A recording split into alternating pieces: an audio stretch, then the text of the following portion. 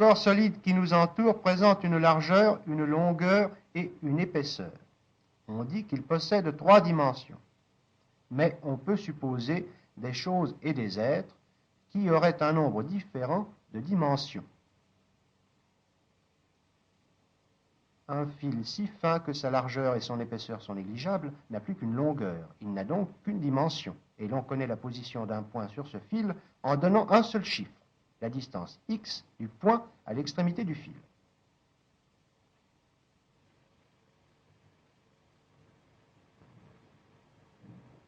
Une feuille de papier idéalement mince n'a pas d'épaisseur. Elle ne possède que 2 dimensions, une longueur et une largeur. Pour déterminer la position d'un point sur sa surface, il faut 2 coordonnées. Par exemple, la distance x de ce point au bord de gauche et sa distance y au bord inférieur.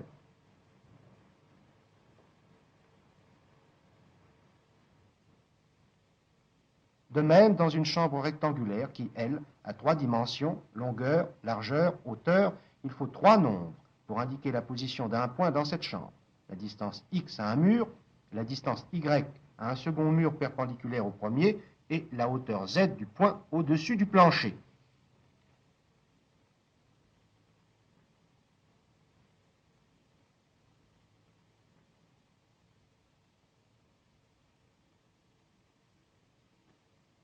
Ainsi, des bâtonnets infiniment minces, alignés les uns au bout des autres, représentent des êtres à une dimension.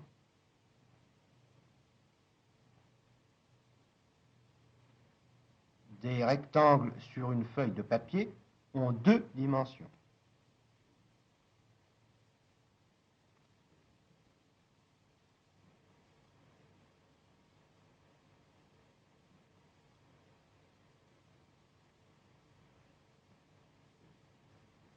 Des briques empilées côte à côte ont 3 dimensions.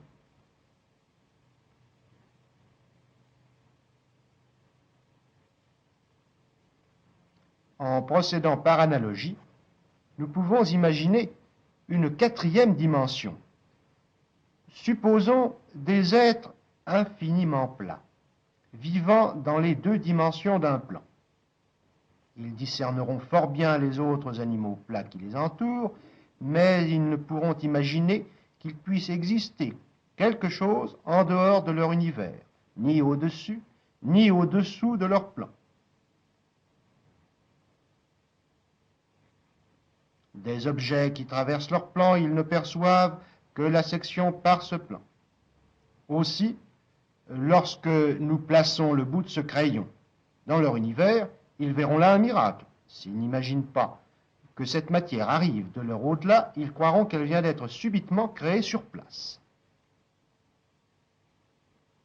Si l'un de ces êtres enfermait un trésor dans un coffre à 2 dimensions, il nous suffirait de plonger dans leur univers notre main, qui, elle, est à 3 dimensions, pour ravir le trésor, sans que leur détective puisse rien y comprendre.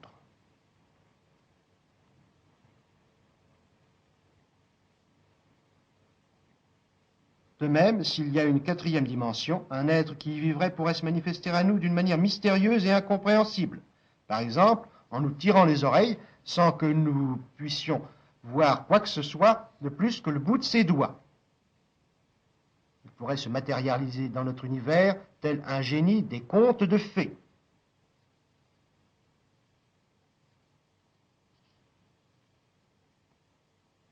Nos petits animaux infiniment plats ne verraient que le contour de leurs congénères vivant dans leur plan. Mais nous, qui ne sommes pas dans leur plan, nous pourrions voir l'intérieur de leur corps. De même, un être à 4 dimensions verrait simultanément tous nos organes.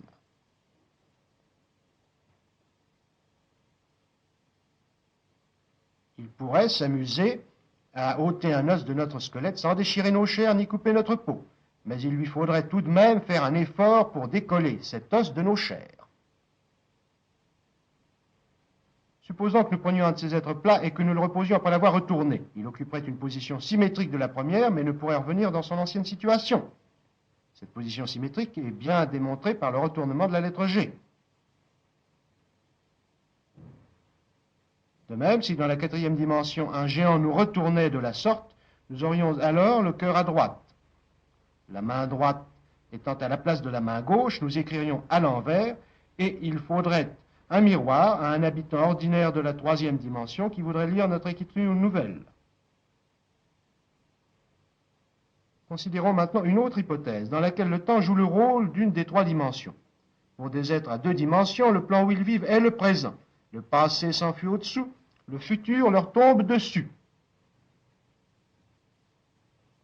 Envisageons la traversée de leur monde par une orange.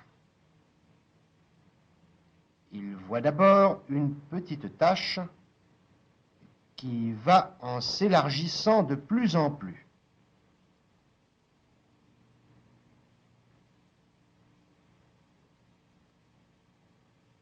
Puis le centre de l'orange leur apparaît. La tache, un moment stationnaire, décroît bientôt et finit par disparaître.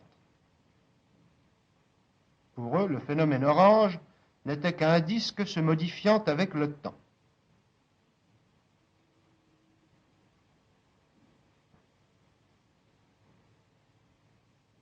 Considérons maintenant une allumette, par exemple. Selon la dimension temps, elle apparaît comme un solide dont les contours décèlent l'histoire passée comme future.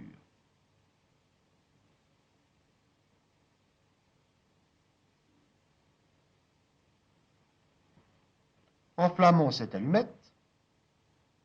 Vu selon la dimension temps, un amincissement du solide allumette indique le moment où on l'enflammera. Quand elle est brûlée à moitié, éteignons-la.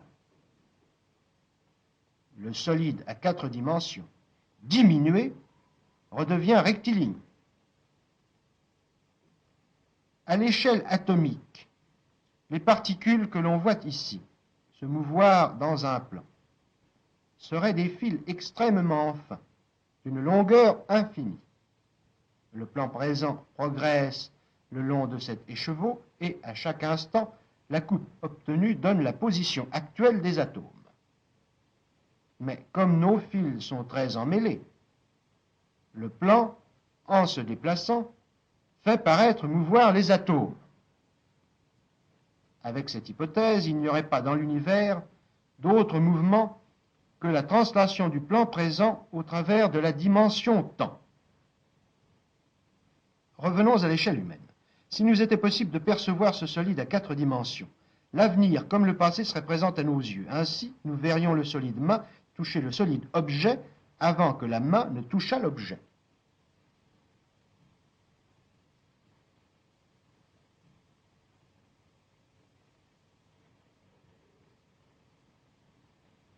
Les êtres vivants qui semblent naître, se développer, puis mourir, seraient alors des êtres invariables, ne faisant que traverser le plan présent.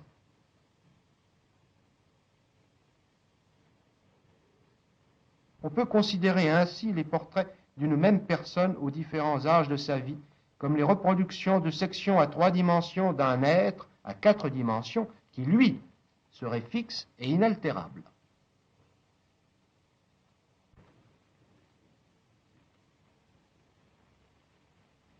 Il existe de petits carnets que l'on nomme folioscopes. Il suffit de les feuilleter d'une certaine façon pour obtenir une image animée. L'univers serait semblable à ces carnets. Le présent est la feuille qui passe, le passé a déjà été vu, tandis que le futur n'a pas encore été feuilleté.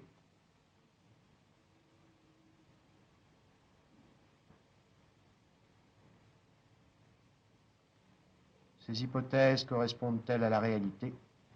Rien ne permet actuellement de l'affirmer. Il n'y a là que de simples suggestions destinées à faire réfléchir et en même temps à montrer combien l'analyse mathématique recule les limites du possible.